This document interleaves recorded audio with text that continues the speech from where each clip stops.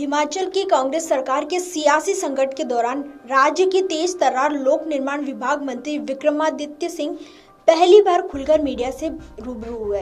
बागियों से 2 बार मुलाकात के साथ साथ दिल्ली दौरे को लेकर यू टर्न के सवालों पर विक्रमादित्य ने पत्रकारों से बात की। पत्रकारों से बात करते हुए और अपने गुस्से को काबू करते हुए एक पत्रकार को तीखे अंदाज में विक्रमादित्य ने कहा कि क्या आप मेरे साथ दिल्ली गई थी। विक्रमादित्य सिंह ने पत्रकार को एक जिम्मेदार मीडिया का भी हवाला दिया था। साथ ही साथ चंडू खाने की खबरों पर उन्होंने कहा कि चंडू खाने की खबरों पर विश्वास न करें। और विक्रमादित्य सिंह ने यह भी कहा कि जो बातें हवा में है उसका जवाब मैं नहीं दे सकता। मंत्रिमंडल की बैठक के बाद दिल्ली जाने के कार्यक्रम पर भी विक्रमादित्य सिंह का बयान आया। इस पर उन्होंने अपने दिल्ली दौरे को अपनी मर्जी कहा। साथ ही साथ उन्होंने कहा कि पार्टी ने जो दायित्व दिया है मैंने उसे ही निभाया है। सरकार के अल्पमत में होने को लेकर विक्रमादित्य सिंह ने कहा कि ये तो समय ही बताएगा। मामला न्यायालय में विचाराधीन है, इस पर मैं टीका टिप्पणी नहीं करना चाहता। और साथ ही साथ मंत्री ने यह भी कहा कि इस मामले में किसी मंत्री या किसी अन्य नेता को प्रतिक्रिया नहीं देनी चाहिए, जिसका कारण सुप्रीम कोर्ट में विचाराधीन है। विक्रमादित्य सिंह ने एक सवाल के जवाब में कहा कि मैं जो भी बोलता हूँ बेबाकी से बोलता हूँ, सुनवाई भी हो जाती है और सुनवाई करवा भी लेता हूँ। वहीं विक्रमादित्य ने हालांकि सीधे तौर पर तो नहीं कहा, लेकिन बागियों से मुलाकात को लेकर ये संकेत जरूर दिए कि पार्टी आलाकमान के इशारे पर ही वो बागियों से मिले थे।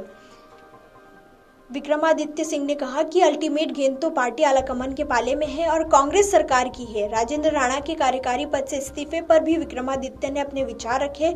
उन्होंने कहा कि राजनीति में सब संभव होता है, हम तो अभी राजनीति सीख रहे हैं, कुछ बातें पूर्वजों से सीखी है। साथ ही साथ उन्होंने ये भी कहा कि राजनीति में दरवाजे कभी बंद नहीं होते और न ही हमेशा खुले होते हैं। भाजपा ने नीतीश बाबू के दरवाजे बंद किए थे, लेकिन ये दरवाजे खोलकर उन्हें दोबारा बिहार का मुख्यमंत्री बनाया गया है। वहीं अयोग्य घोषित विधायकों का मामला अब सर्वोच्च न्यायालय, जबकि कांग्रेस सरकार के मुख्य संसदीय सचिव का मामला हिमाचल के उच्च न्यायालय पर निर्भर करता है। विधानसभा की विशेषाधिकार समिति का निर्णय भी भाजपा और सरकार पर प्रभाव छोड़ेगा, क्योंकि बुधवार को सर्वोच्च न्यायालय के न्यायाधीश व्यस्त थे, इसीलिए यह केस लिस्ट नहीं हो सका। आगे अवकाश है। यदि बागियों के पक्ष में फैसला आता है तो भाजपा व विधानसभा की विशेषाधिकार समिति की सक्रियता बढ़ना तय है। भाजपा अपने 25 कांग्रेस के 6 और 3 निर्दलीय विधायकों के साथ अविश्वास मत की मांग करेगी। यदि इनकी सदस्यता बहाल होती है तो सदन में 34-34 का आंकड़ा हो सकता है। इससे बचने के लिए कांग्रेस विधायकों की विशेषाधिकार समिति भाजपा के 7 विधायकों पर कोई सख्त कार्रवाई करने का फैसला ले सकती है। यदि बागियों के पक्ष में कोई फैसला नहीं आता है तो भाजपा के पास इसका इंतजार करने के अलावा कोई चारा नहीं रहेगा। 13 मार्च को हिमाचल प्रदेश हाईकोर्ट में 6 मुख्य संसदीय सचिवों की नियुक्ति को चुनौती देने वाली याचिका पर सुनवाई होनी है। भाजपा इन्हें लाभ का पद बताते हुए इनकी नियुक्तियों के विरुद्ध हाईकोर्ट गई है। इसके अगले दिन यानी 14 मार्च को भाजपा के विधायकों की ओर से जवाब देने का अंतिम दिन है। इस दिन यदि समिति विधायकों के जवाब से संतुष्ट नहीं हुई तो इस मसले पर बड़ा फैसला आने की भी उम्मीद है। Video desk amarujala.com।